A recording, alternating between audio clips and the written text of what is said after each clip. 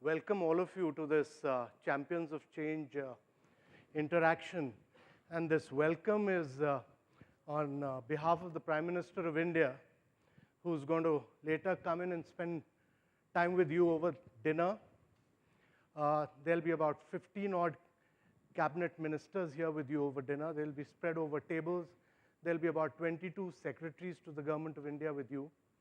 And tomorrow from 3 p.m. onwards, the Prime Minister will sit through. While you'll be making the presentation from here, the Prime Minister will be sitting downstairs, seeing the presentations.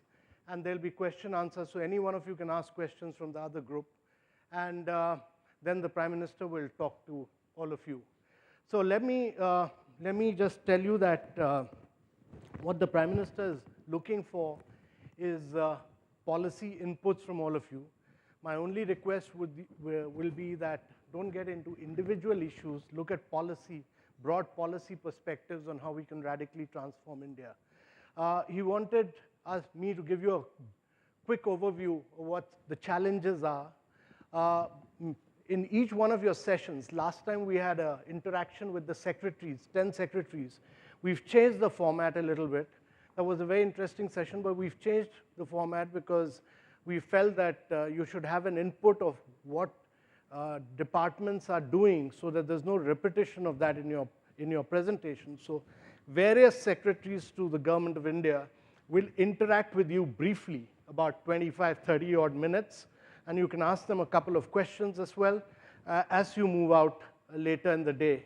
So let me give you a broad perspective of what's happening in the Indian economy. So there are two development. One second.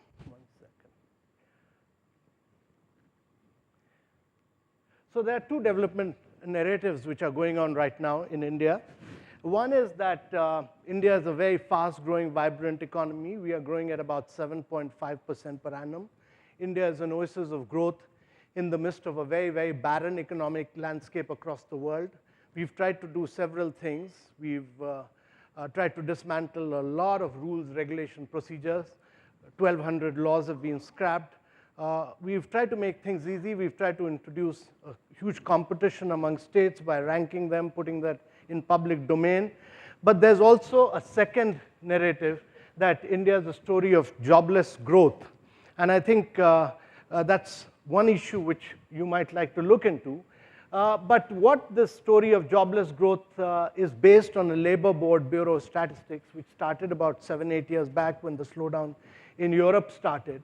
And this sample of Labor Board actually excludes 98.6% of the Indian enterprises. It's based on a survey of about 10,600 enterprises. So one of the recommendations of a committee headed by Dr. Arvind Panagaria is that we should have an annual survey or a household survey to figure out what's happening to the jobs.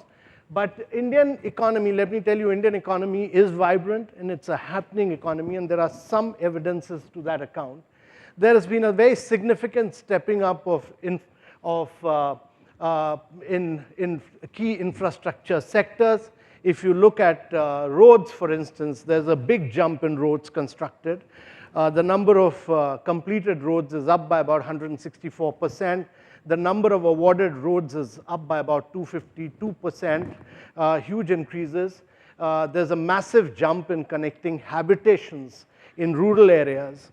Amarjeet Sinha, who's Secretary RDs, will brief you later. The additional habitation connected has been a big, big jump in this. There's been one of the best performances on these metrics in the history of railways, about new lines constructed, electrification of railways.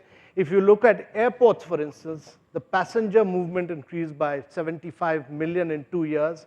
There's been a 39% increase year on year. The ports is highest ever capacity addition, 7% increase, which is very high for ports infrastructure. In power sector, there's been unparalleled pace in village electrification. There's been a 5x growth between 2013-15 and 15-17.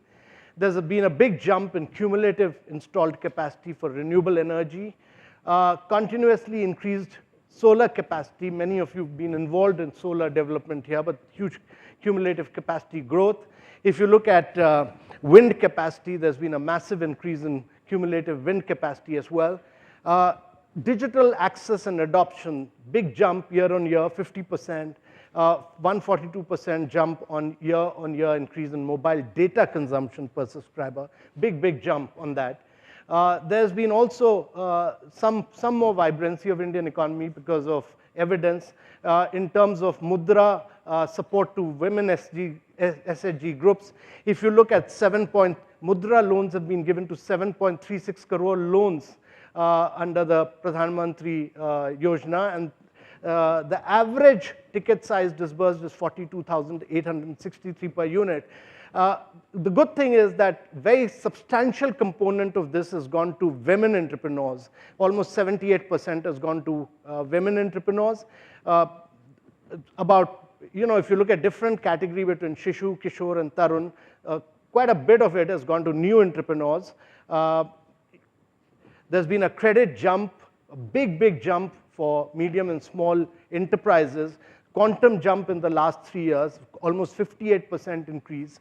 Rural livelihood mission, if you look at it, self-help group, almost a 60 lakh self-help groups have been constituted, benefits flowing to about 60 lakh households.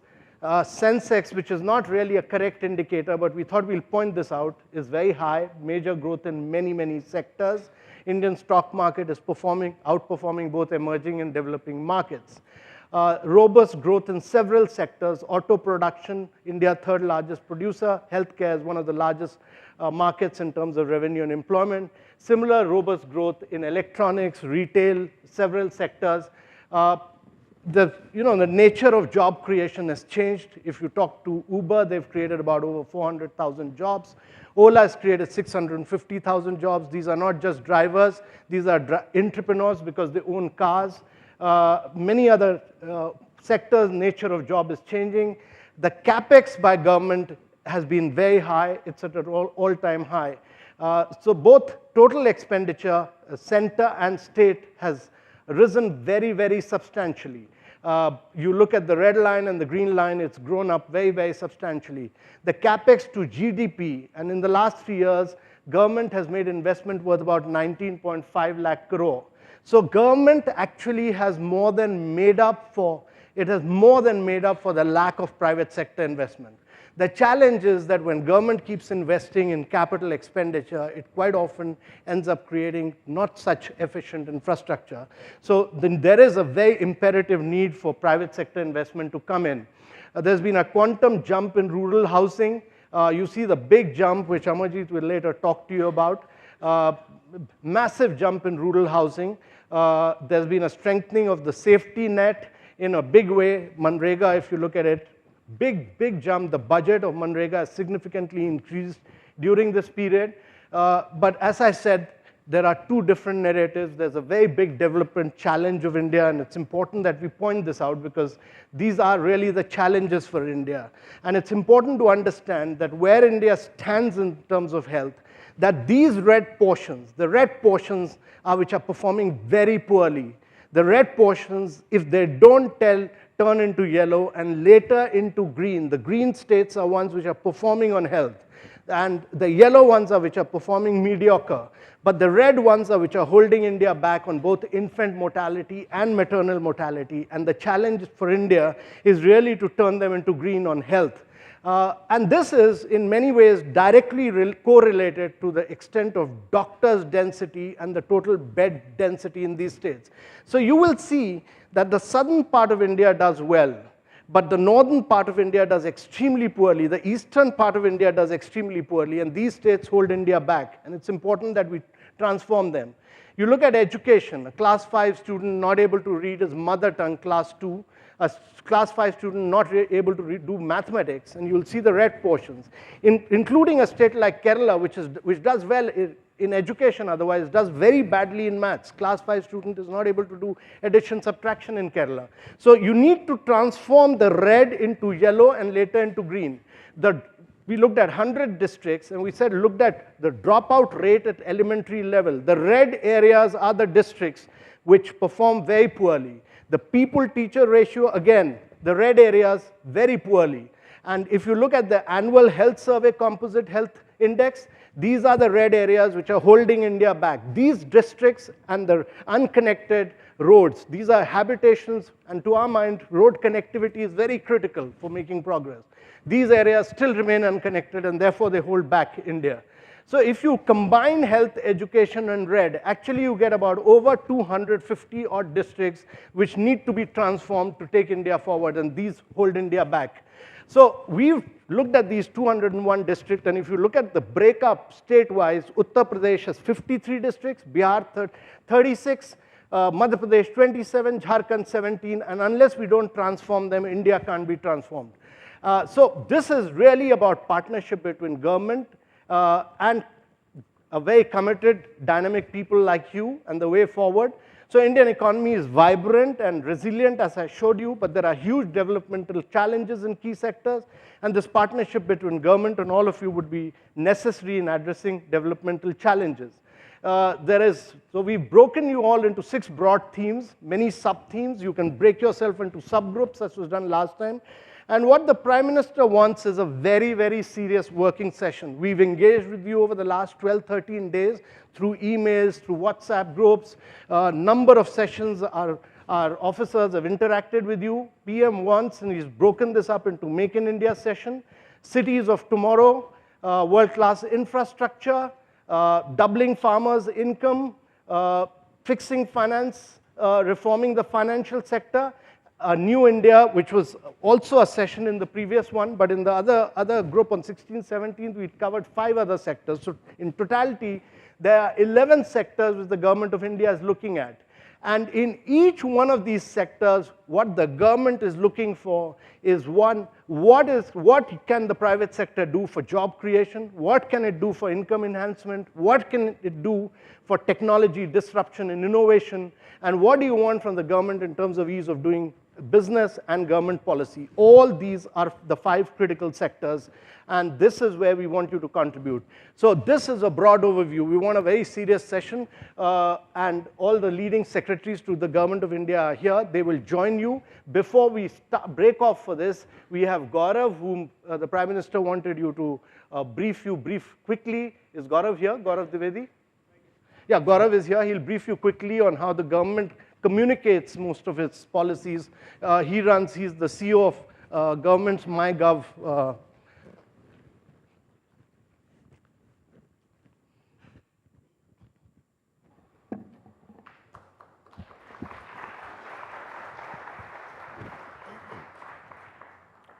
Thank you, sir, for setting the stage so wonderfully for these 1.5 days of crucial deliberations. I have a very, very short presentation, just broadly to expose you to the ways that the PM interacts with people. Many of you would have heard him speak. Many of you would have probably heard him speak in person as well, reported on TV, newspapers. Some of you may have also visited the websites that he has been promoting. I'll just try to bring all of them together into a very short, maybe 10, 12-minute presentation to give you an idea of how is it that the government is reaching out to all of you. Like today's event has, I'm told, about maybe 200 or so people who are coming in from different places, different sectors. But what the government is trying to do today is to engage with every last citizen. Each of us is the product of our unique experiences. Each of us has knowledge, learning, expertise in something or the other. And what the government is trying to do under the leadership of the Prime Minister is that we should be able to leverage every bit of knowledge and wisdom that exists anywhere in the country. Now, as many of you may already be aware, the PM is possibly the most followed political leader anywhere in the world in terms of social media. His presence on social media is not a recent phenomenon. For the last many years, starting from the time that he was Chief Minister in Gujarat, he had been very active on social media and leveraged social media as a way to engage with people of Gujarat. His love of technology is possibly unparalleled within the senior echelons of the government, but his idea is not about the technology itself. It's about what technology brings to you. What is the outcome of that technology? He has been very, very actively pioneering different mechanisms, the first of which that I will talk about is his own app, the Narendra Modi App, which is popularly known as the NM app.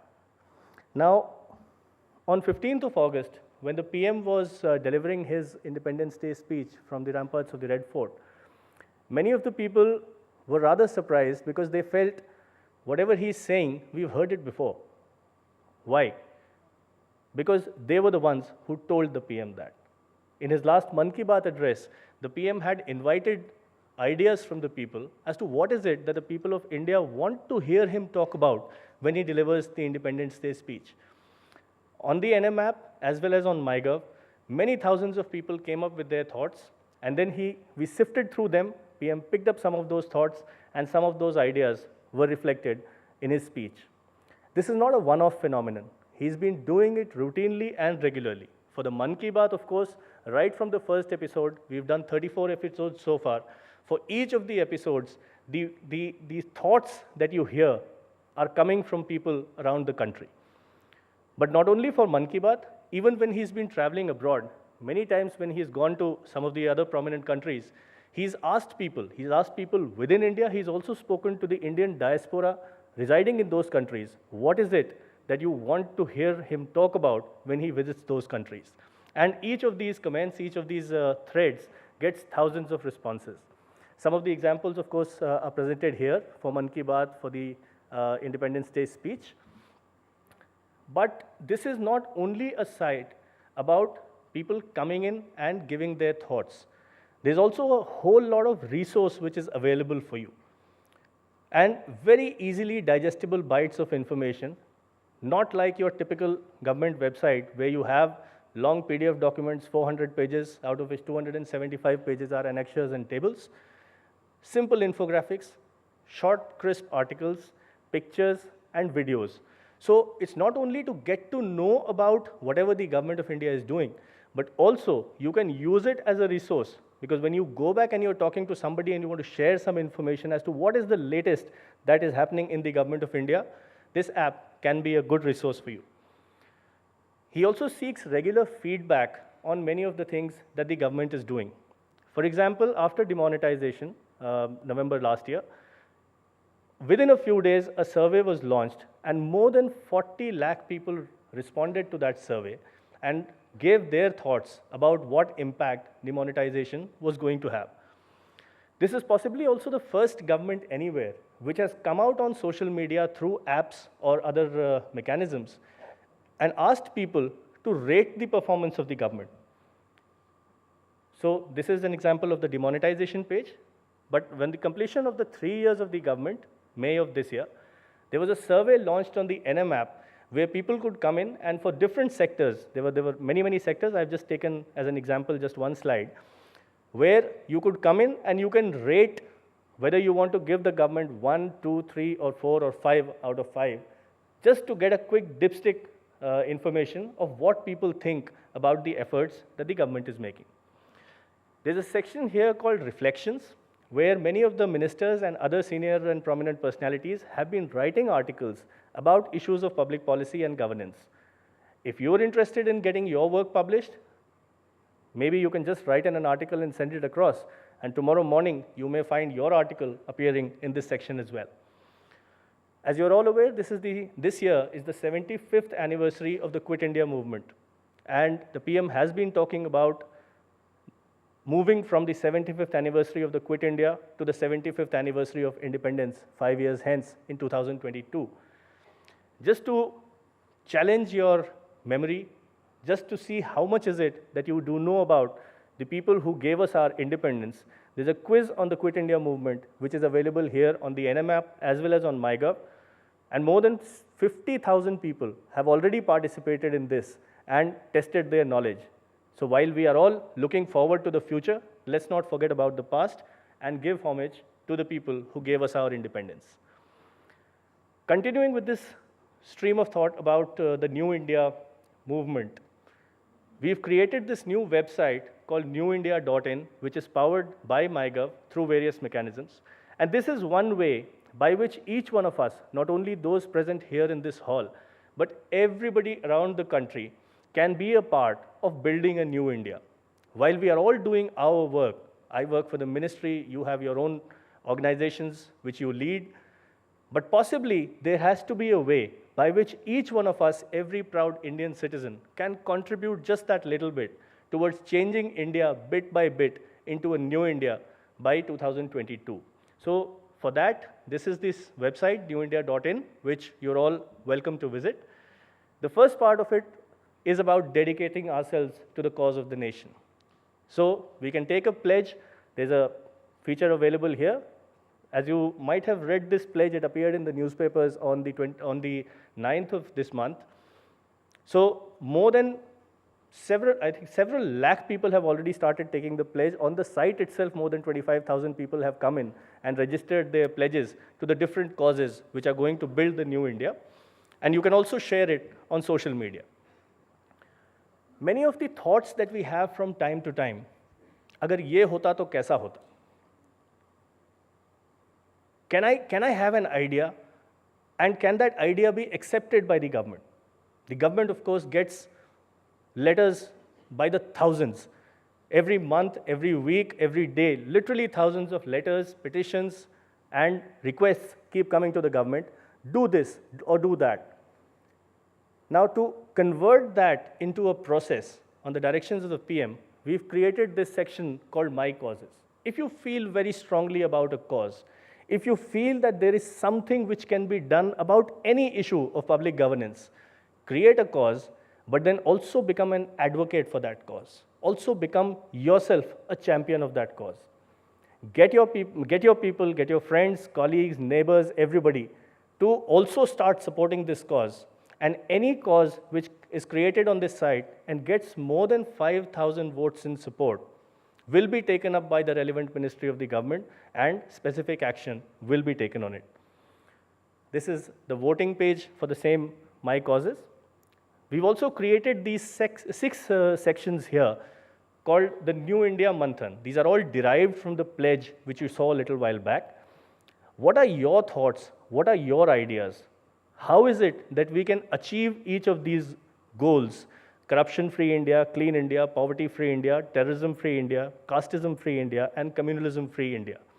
Any thoughts that you have, any ideas that you have, maybe you don't want to be a champion by creating a cause and getting votes for it, but maybe, yes, you do have an idea, put it here, and then we'll go through it, and then something is likely to be done about it. We just talked about the freedom fighters. This is one way, again, for the social media generation to submit their homage to the freedom fighters. Go in there, click on the picture of the freedom fighter who appeals to you, who inspires to you, and you can create a card, as you can see on the bottom left. For instance, this gentleman who has created this card selected Bipin Chandrapal. So a card with the freedom fighter's picture and your picture will be created, which you can then share on your social media, put it up as your status, and let the world know that you are also full of respect for these great people. All of it comes together with MyGov, which is the Government of India's primary site for citizen engagement, allowing for a range of different options by which you can engage with the government, get information, submit your thoughts, submit your knowledge. Let's all work together and transform India. Thank you.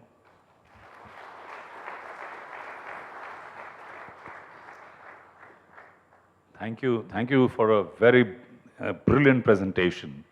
And with this, we now move on to the second stage.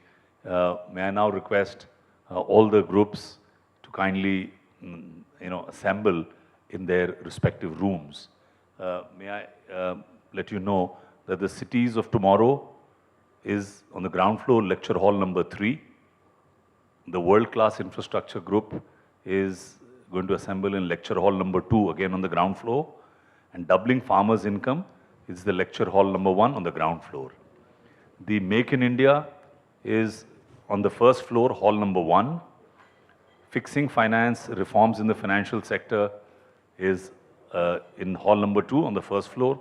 And in New India by 2022, hall number 3 on the first floor. So 3 groups on the ground floor, 3 on the first.